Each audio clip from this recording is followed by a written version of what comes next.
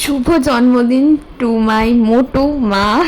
মা, তুমি নিজে ভালো থেকো। তুমি এটা জেনে রাখবে যে তুমি সুস্থ থাকলে, ভালো থাকলে আমি, তোমার বেটা, তোমার নাতনি সবাই ভালো থাকবো।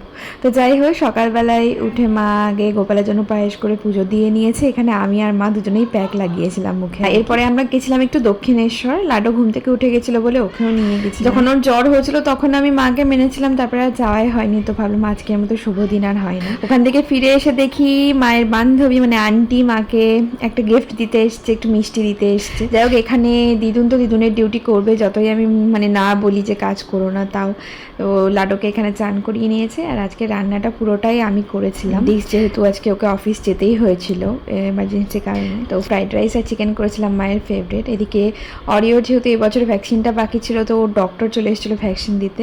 আর এখানে আমার তরফ থেকে গিফটটা চলে এসছে। নাইটিটা আমার বরের তরফ থেকে ছিল, খাবার দাবারগুলো আমার বরের তরফ থেকে ছিল। বার্থডে লাঞ্চের মেনু চিকেন কষা, ফ্রাইড রাইস, দই, রায়তা, সাথে মায়ের ফেভারিট কোল্ড ড্রিঙ্ক আর পায়েস।